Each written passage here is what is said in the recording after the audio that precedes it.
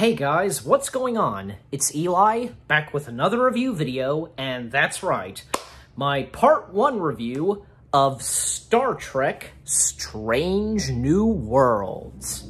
Yes. Star Trek Strange New Worlds, because so far, we've come up to, let me see,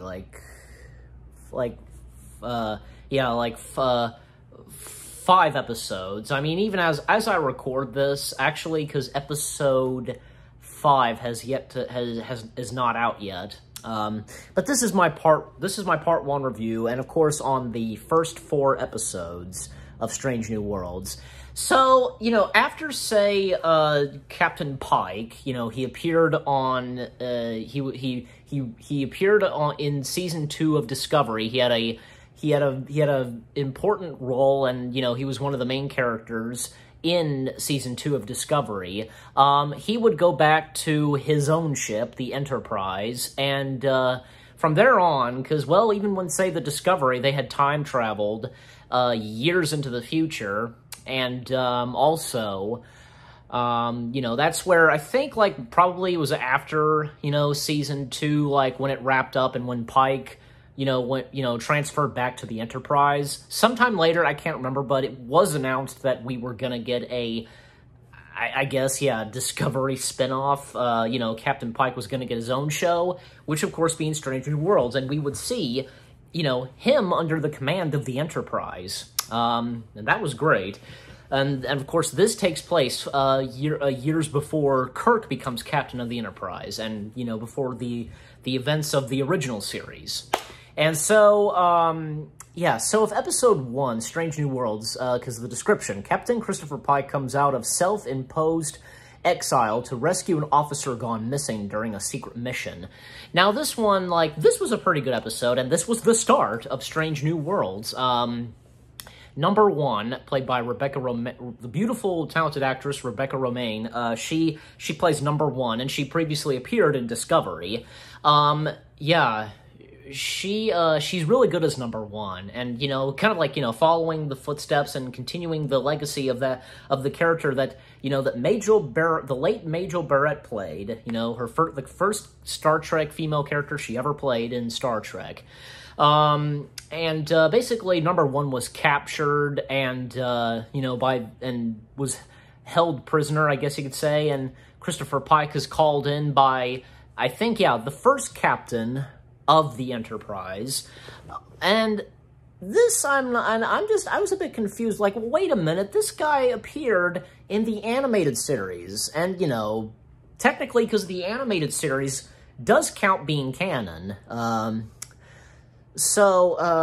gosh, what's his face, I'm trying to check, okay, well, yeah, Robert April. Admiral Robert April. Admiral Robert April, because, he was the first captain of the Enterprise, and he became Admiral, and, of course, Captain Pike becoming the captain of the Enterprise. Robert April, played by Adrian Holmes. When Robert April appeared in the animated series, and which was actually the last episode of the animated series, he was, he was white, but in this, he's African-American. Okay, but no problem with that, but, did they see the animated series? It's a long, I could go on explaining, but, I think even my dad, when I told my dad about this, he didn't seem to care. So, I forget what his comment was, but, some of the other cast of characters. Science Officer Spock, or Mr. Spock, played by Ethan Peck. I learned this from my mom. She told me that, that Ethan Peck is actually, Ethan Peck is the grandson of, let me see, I'm checking.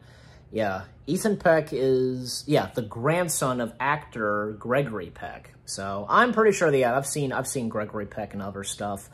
But yeah, Ethan Peck does a pretty good job playing Spock, and since Ethan Peck, as Spock, he had a significant role in Discovery at one point, and, you know, Spock, he is the brother of his adoptive sister, Michael, yeah. And some of the other characters, Jess Bush plays Nurse Christine Chappell. She's good as Christine Chappell. Laan Noonien Singh, turns out because she's part of the Noonien Singh family. Khan Noonien Singh, played by Christina Chong. I think I said that right. She's good as Noonien Singh. And Uhura is played by Celia Rose Gooding. I think I'm saying that right. And she's good. She's good as Uhura. And the others, yeah, my mom said that she liked this character. Lieutenant Erica Ortegas, I think I got that right, yeah. Played by Melissa Navia. Yeah, Melissa Navia is pretty good, too. And Dr. Dr. M. Benga, I think I said that right, played by Babs Olesen. I'm having trouble pronouncing that, so I apologize. He's good, too, as like, the chief medical officer.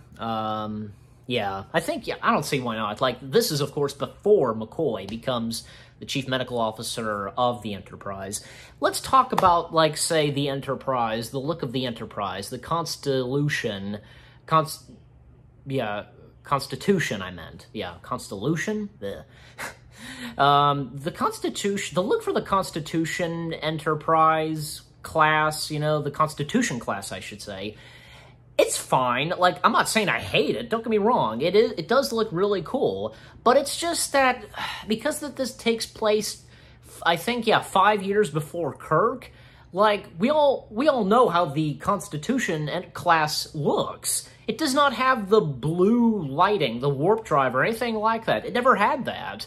It did have the red parts, you know, like, I forget the name of it. I know my dad would be telling me what the name of it, you know, because these things. But it never had, of course, even as you could see on the shirt, because it never had, like, say, the warp drive, the blue lighting, and so on. It never had any of that. And the Enterprise, even my dad said this to me, that it really, because the Enterprise really, like, is like metal and so on. Like, when you look at how it looked in the original series, even with the original series being remastered, you know, it's white, you know. I guess we are to assume that the Enterprise must have gone through a update or refurbishment or something like that, you know, before the events of the original series. I guess that's our guess, you know. But, yeah, so episode 1, as I was saying, because, yeah, it's pretty good because, you know, Christopher Pike, he's now back under the command of the Enterprise, and, you know, him and Spock and the crew members, they go out to save number 1 and the other crew members that are being held hostage by, once again, another one of these planets where they've never seen other people from, you know, outer space, from another world, and they're a bit frightened and scared. They kind of don't understand at first, you know, and yeah, it's one of those planets and one of those aliens. So, and it is really cool because Pike just lets the planet, the world, see the Enterprise, and that planet, it's like, you know, it's just like, say, I guess, you know, our world, you know, there's reporters, like, reporting on the Enterprise being seen, like the UFO, basically, yeah. And some of the other characters that were in this, like, oh yeah, because Captain Battelle, who is Pike's girlfriend, who we see in the opening, and another thing is, because Pike has The Day the Earth Stood Still on TV, and that is actually a tribute and paying homage to Robert Wise, who, yeah, he did direct The Day the Earth Stood Still, but he also directed Star Trek The Motion Picture. That was a nice tribute right there for the late Robert Wise. And Melaine Scrofano, I hope I'm saying her full name right, she's Captain Battelle, and everybody would know her best being Winoa Earp. Am I saying the full name right? You know, from that, is it CW? Yeah, and the comic strip, you know. there was also Gia Sendu, who plays T'Pring, yeah, Spock's wife, and who we would see again in the original series. So she makes an appearance in the first episode. Then the other three episodes, I really liked these. I think I liked the next one. I think probably currently this is my favorite one. Children of the Comet, an ancient alien relic. Thwarts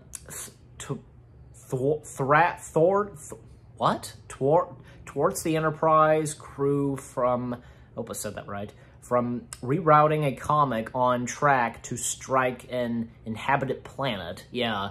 Probably this is my current favorite episode of Strange New Worlds so far, because, you know, it's really cool. Like, this comet, although these aliens, they don't consider it a comet. The comet has a name.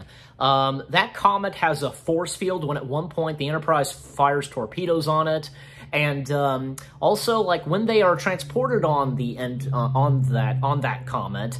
Oh yeah, and by the way, at the end of the first episode, a new crew member, you know, comes aboard the Enterprise, and that is I'm getting to it. Let me see.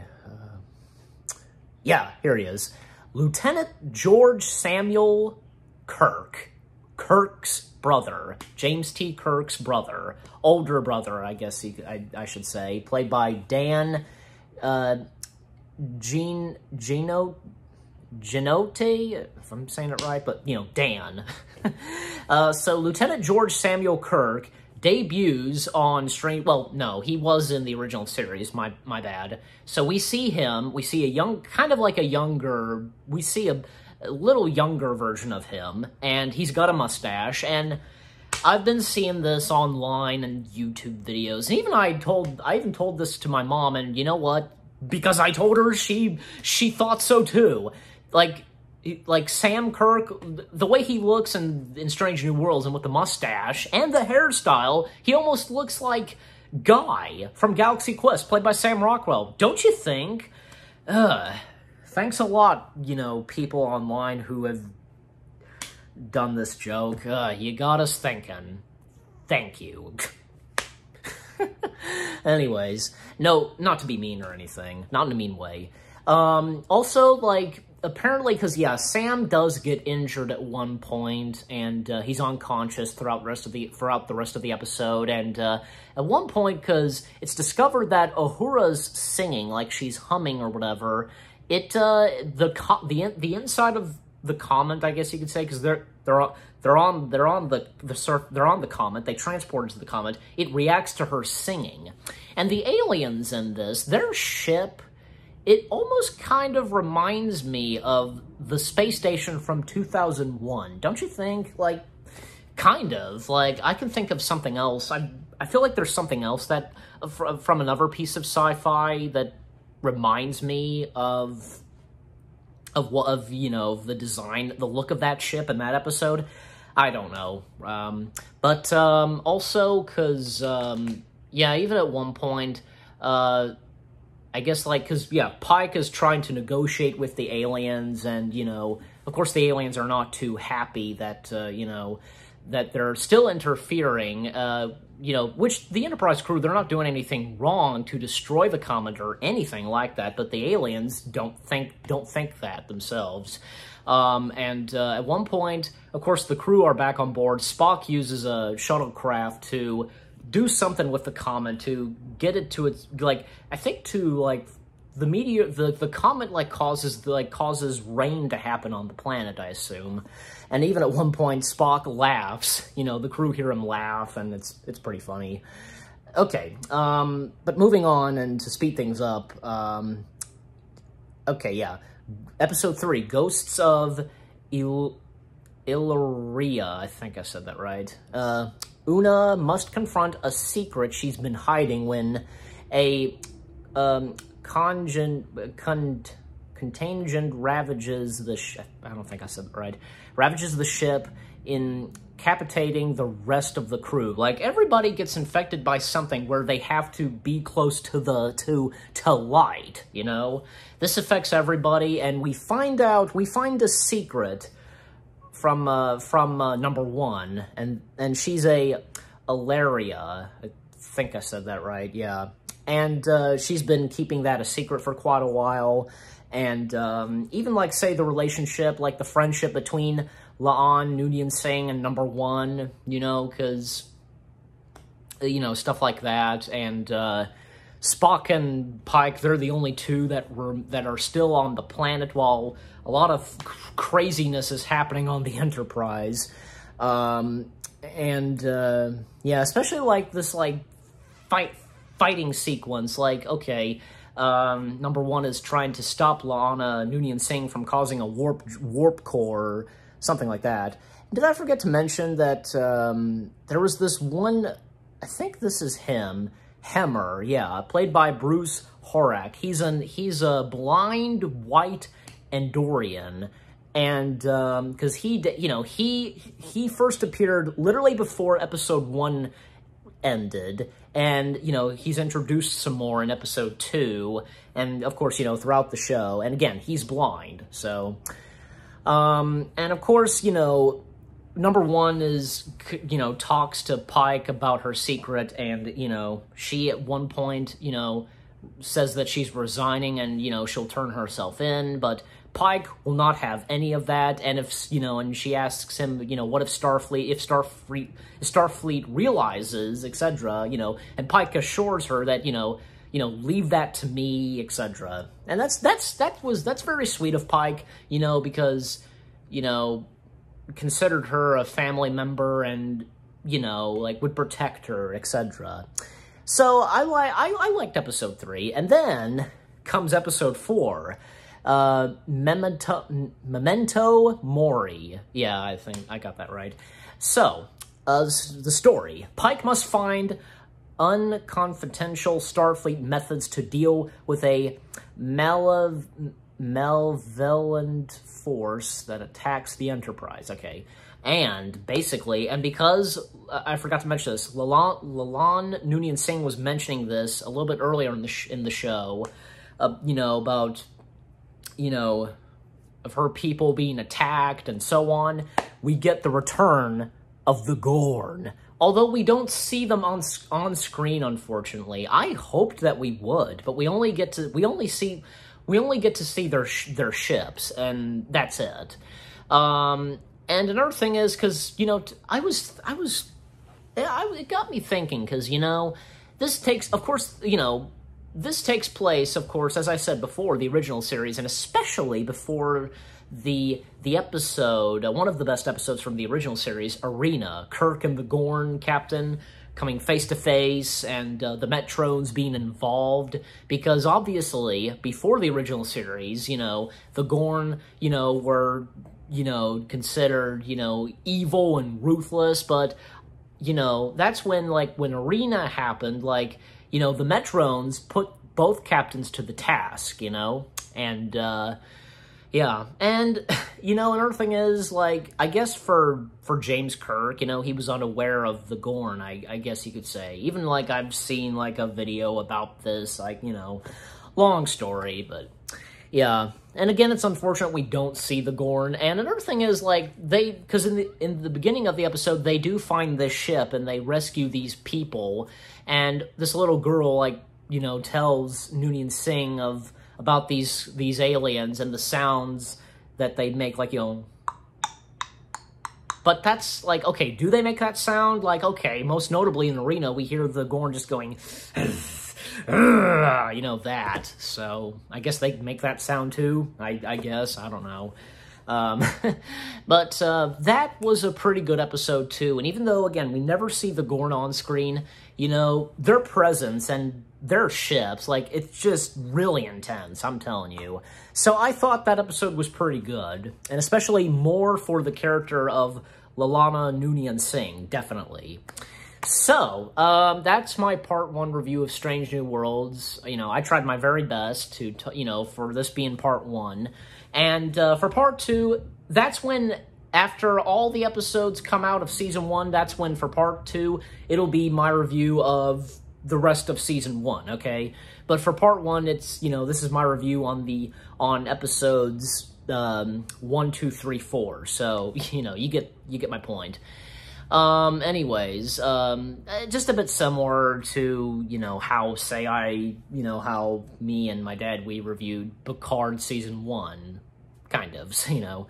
And what about you guys? What do you think of Strange New Worlds so far? Have you been enjoying it? What did you think of my review? Leave comments and give this review a like as always. So if that being said, this has been my Part 1 review of Strange New Worlds. I hope you guys enjoyed my review of Strange New Worlds.